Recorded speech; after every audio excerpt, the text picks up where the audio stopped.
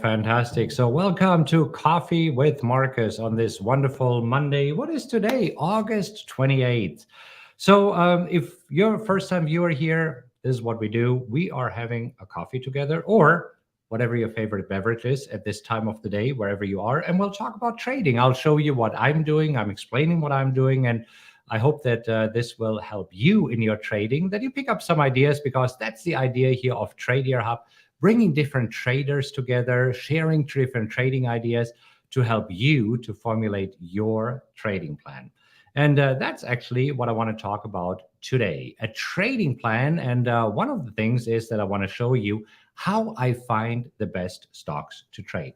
So Reuven, if we could share my screen, this way I could show it to you. So last week, we briefly talked about the way how I trade. And what I'm doing is I like to trade. Let me just choose a red color here, because then it's easy to read, the wheel strategy. And here is how this works. First, I'm selling puts and I'm collecting premium. Now, step number 2, this is where I might or might not get assigned. And we'll talk about what that means in just a moment. And step number 3, if I am assigned, then I am selling covered calls and collect more premium. So basically, this whole idea is a premium play. So where you're not buying stocks, but you're selling stocks to collect as much premium as possible. Now, I want to give you an example so that as a super quick refresher, this will only take us a minute or less so that you know exactly what I'm doing here. And then I will show you how exactly I decide what stocks to trade. So let me give you a very specific example. Right now, here, for example, we see that on the scanner and the software that I'm using, which is the PowerX Optimizer, we see GM, General Motors. And right now, I have an opportunity to sell the 3250 put expiring 3250 put expiring this Friday.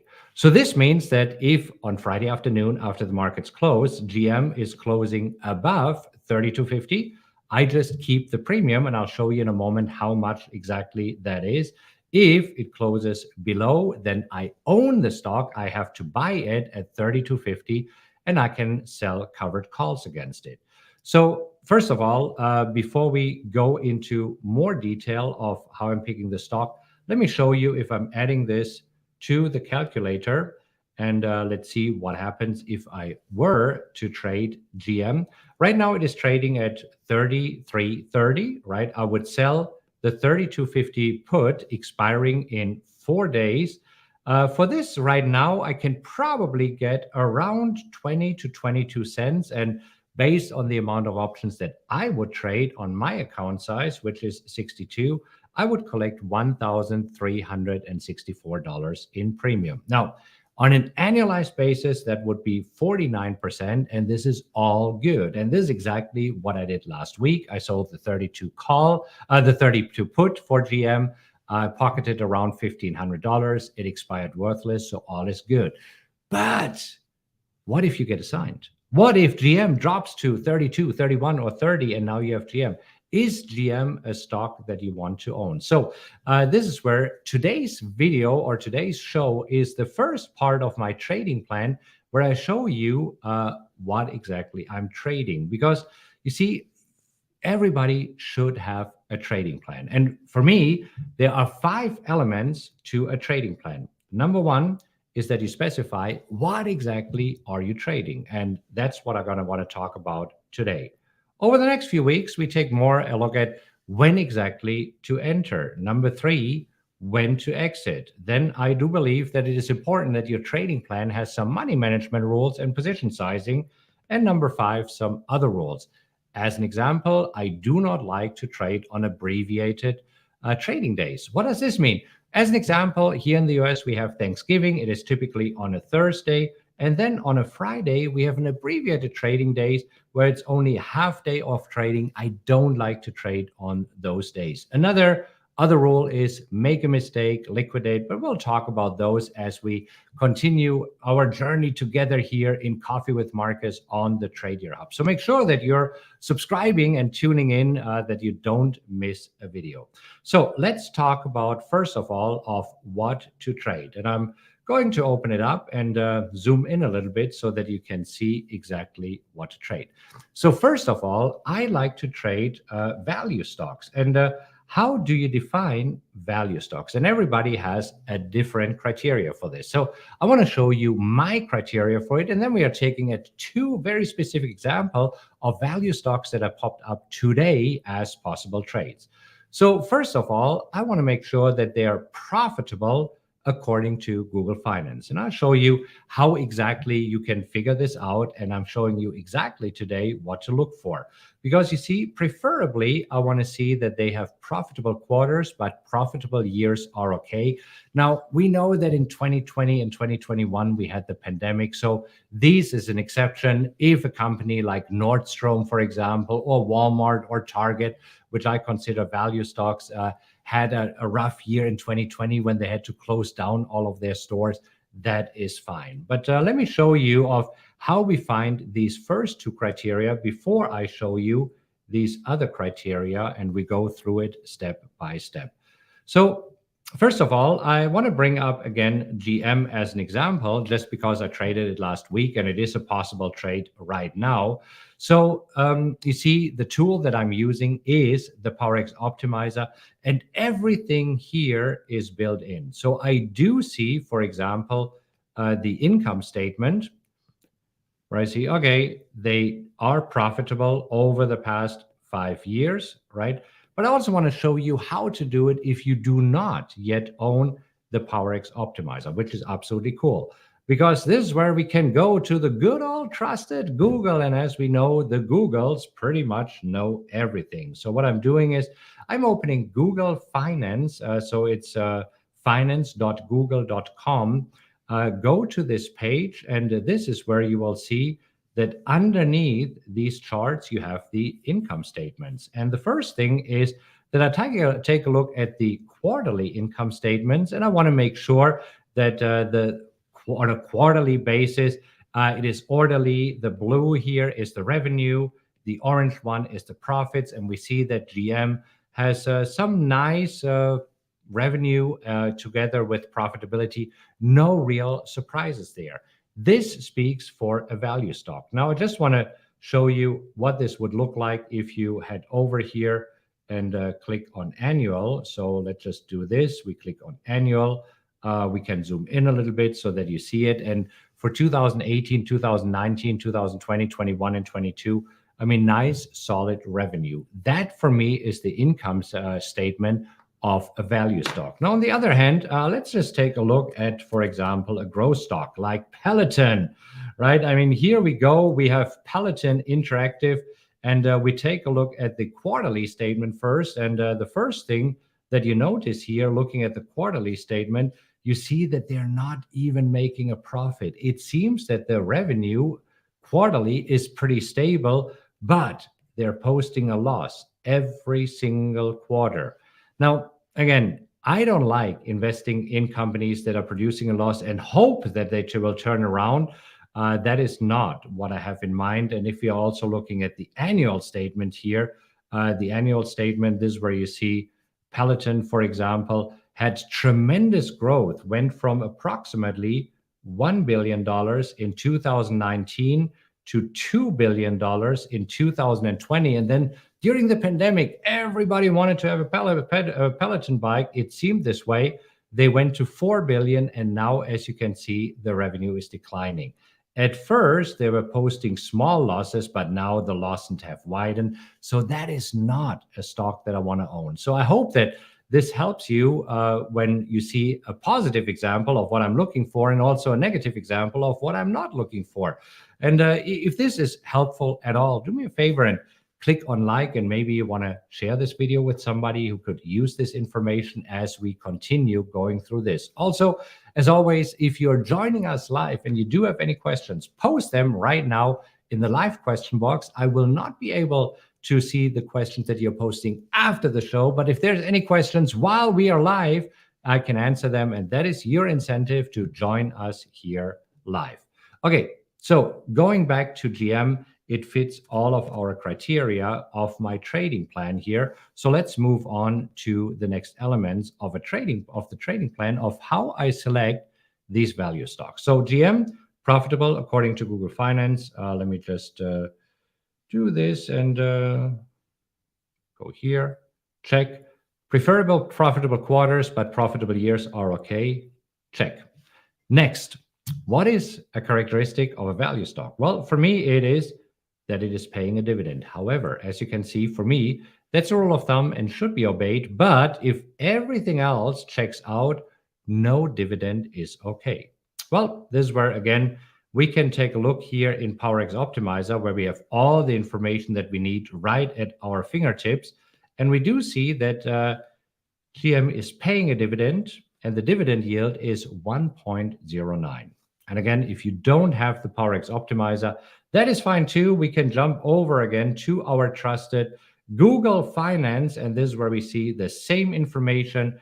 This is where we see here some basic data, and we see, oops, there it is, the dividend yield of 1.09. So you can use free tools.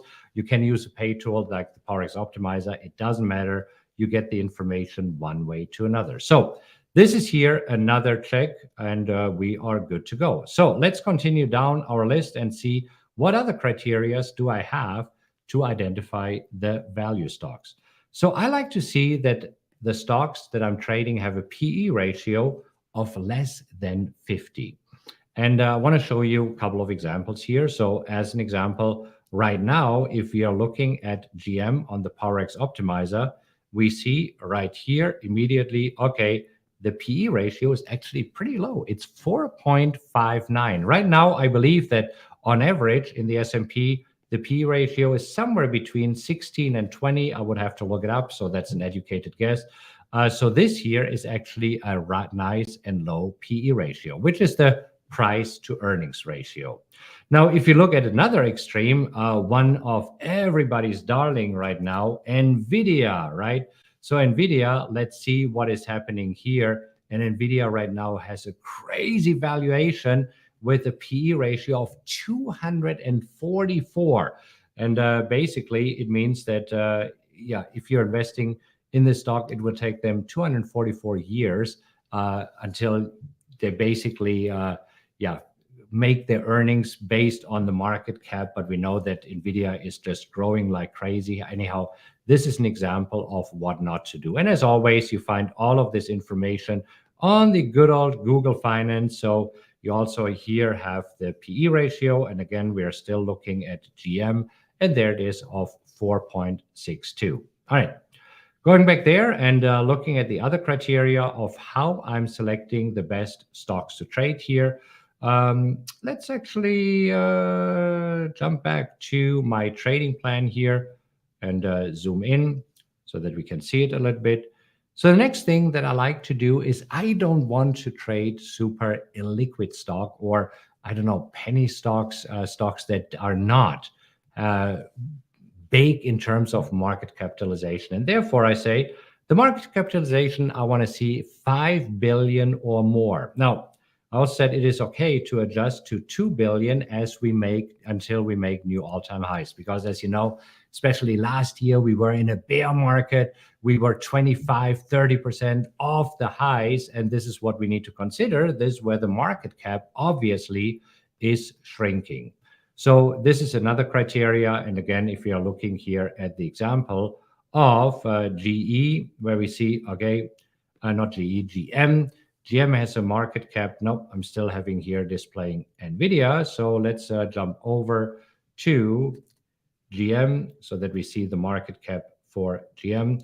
We see that GM, good old General Motors, has a market cap of $45 billion. So definitely exceeding the $5 billion that I want to see here.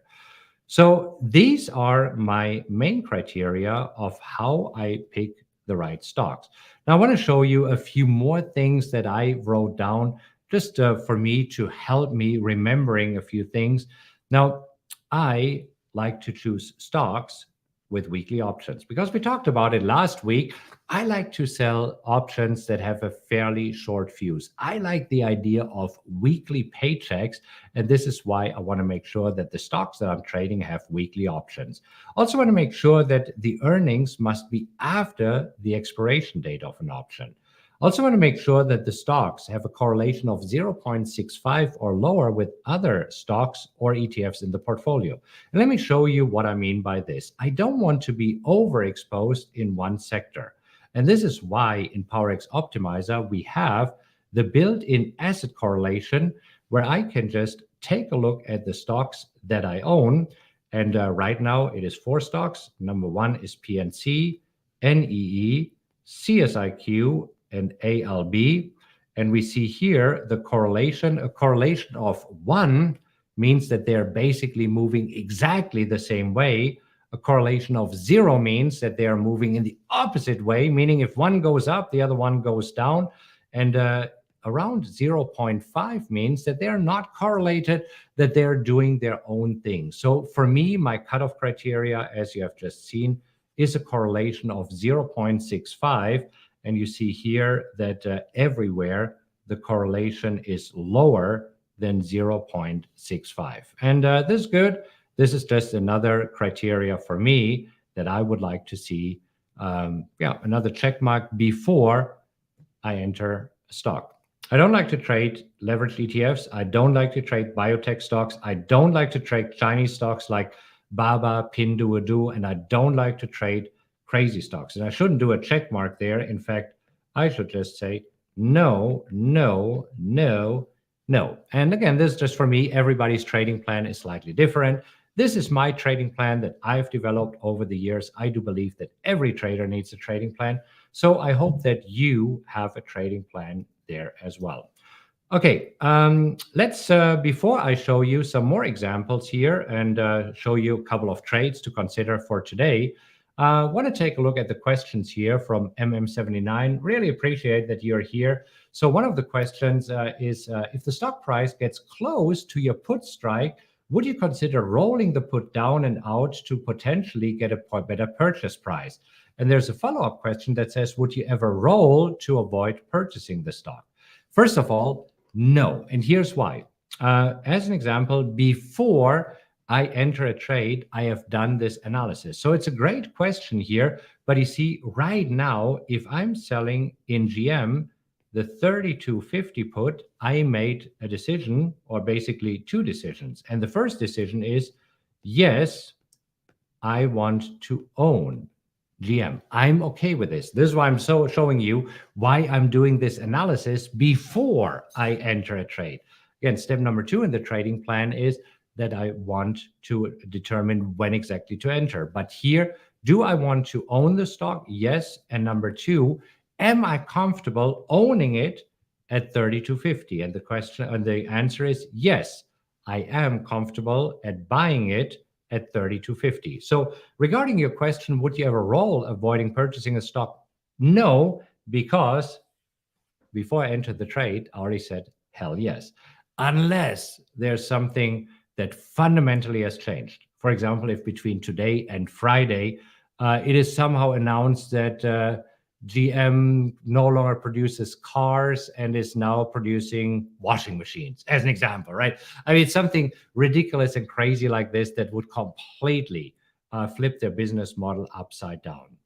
And therefore, I don't roll any puts to avoid assignment because, again, it is a heck yes. I love owning this stock.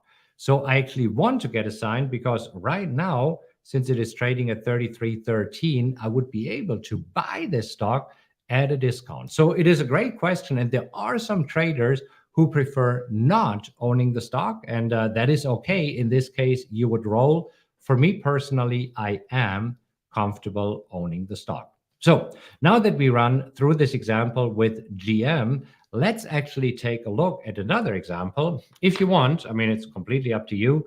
That's why I appreciate you being here live. And if you would like to take another look at another example, just click on like. It's that easy. This way I know that what I'm doing here is interesting to you as we are having our coffee together. Let me just take a sip